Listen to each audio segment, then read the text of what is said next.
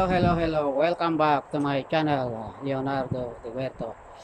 Ngayon ay malamig na ang panahon, pero mayroon pa akong pwedeng i-harvest dito sa aking backyard kasi may mga mangilan-ngilan pa akong tanim na gusto kong i-harvest bago magtaglamig. So, samahan niyo po ako mga kapatid at ipakikita ko muna sa inyo ang aking mga pananim. Titingnan natin kung ano ang pwedeng i-harvest. So samahan niyo po ako mga kapatid.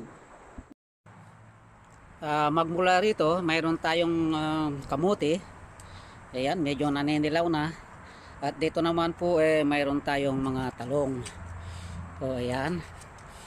Ayan po ang ating mga talong. Ayan, may mga pwede nang i-harvest yan. Ayan, marami na silang marami ng bunga. So ayan po. Ayan. So pwede na. Ayan, nandiyan pa. O ayun pa. So marami-rami na rin. Sobra-sobra na isang lutuan. Ayan po. Ayan. So tayo po ay babalikan natin yan mamaya. Tulungan nyo akong mag-harvest. So dito naman sa tabi niya, mayroon tayong mga namulaklak na mga halaman din dito. Isa-save natin yung mga seeds na yan for the next year. Ito, kamuti naman nasa paso. Yan. Ito naman ang alugbate. Medyo kinaan na ng mga bugs yata. Ito naman mayroon din tayong spring onion na nasa pot. Dito naman, ayan pa rin ang mga talong. Ayan o. Ito naman talbos ng kamuti. O yan, green na green. Ang sarap po niyan na i-harvest. Masarap yan na gawing steam. At dito naman sa katabi niya, mayroon tayong mga kamatis. Yan, kung mamunga napakarami. Ito yung tinatawag na Kumato tomatoes. It's like the name tomato is like Japanese something. At dito naman sa tabi niya, ayan may mga hinog na. So marami na po akong napitas dito magmula noong umpisa ng harvesting. Mahigit 10 kilos na ang na-harvest dito. Kumbaga konti na lang ang natira. Ito naman nasa pot din ito. Yan may mga hinog. Ayan, ang daming mabunga ayan. Kumpul-kumpul sila. Ayan, dito pa sa kabila.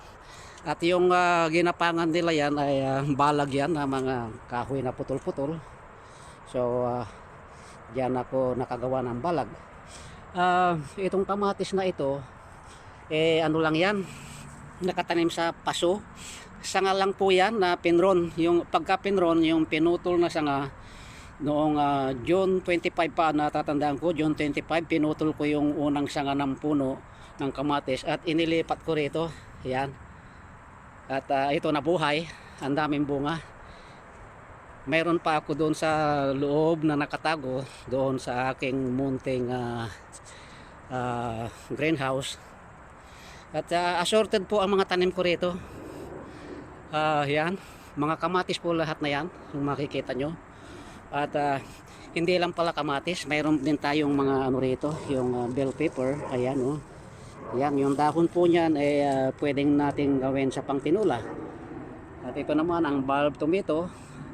Ayan, ang dami-dami ko nang naani rito magmula noong pagpasok ng end of July.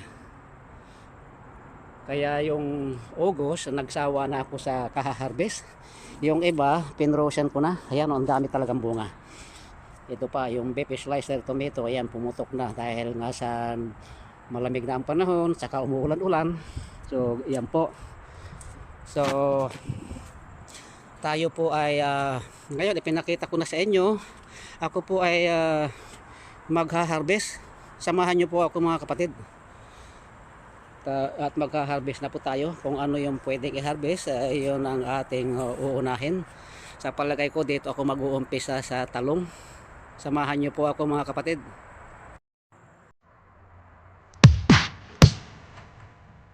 Tayo po ay mamimitas na.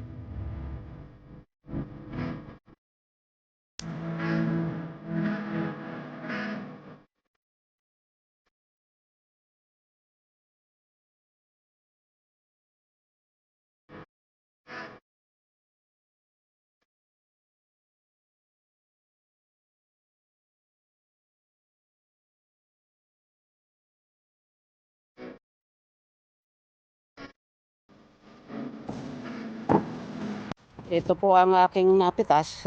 Pwede na rin ito. Ayan po, o yan o. Ano kaya ang magandang luto rito mga kapatid? Mag-suggest na lang kayo kung ano kaya ang maganda. At tayo po ay mamimitas pa sa ibang halaman. Ito naman, kahit na ganyan butas-butas, pipitasin na rin natin yung alugbati na yan.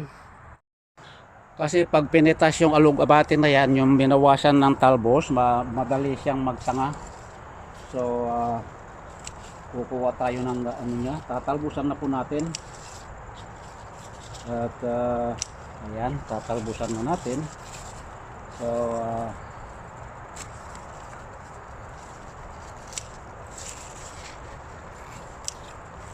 ayan, itong alugbati na ito ay tinanim ko na buto. Tinanim ko na seeds po yan. Ito lang nakaraang 45 days na. Ito na ang itsura. So, idagdag na natin sa harvest natin. Ngayon, kukuha naman tayo dito sa spring, yung spring onion. Kailangan din natin kasi ang spring onion yung dahon ba. Hindi ako bumibili ng spring onion pagka yung pag-umpisa ng ano na yung spring. Kahit sa loob ng bahay, nagtatanim pa rin ako. Nakalagay lang sa paso, yung sa may bintana, yung sa may kitchen. Ano ko yan, ano nang ginagawa ko. So ngayon lilipat po tayo dito sa may kamote. Itong kamote na ito nasa lilim lang ng puno, pero marami namang makukuha. So tayo po ay tatalbusan din po natin yan para meron tayong masarap po yan na pwedeng pang steam. So ayan po, kuha tayo ng talbos. Hindi naman kailangan napakaraming talbos. Kasi maganda ito palagay sa pwedeng panigang, pwedeng steam lang, tapos isaw-saw sa sa kamatis at bagoong. Well, meron naman tayong mga kamatis.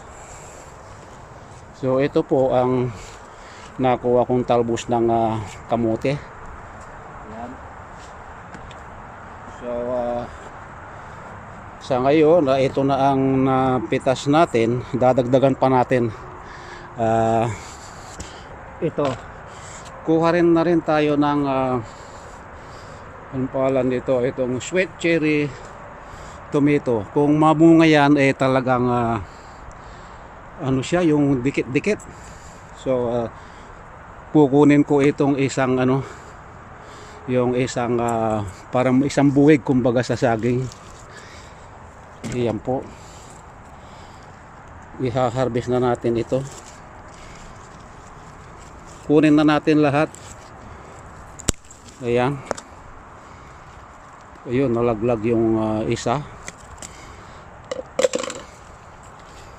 Ayan po, kinuha ko na lahat para mayroon tayong ayan, marami-rami na rin yan.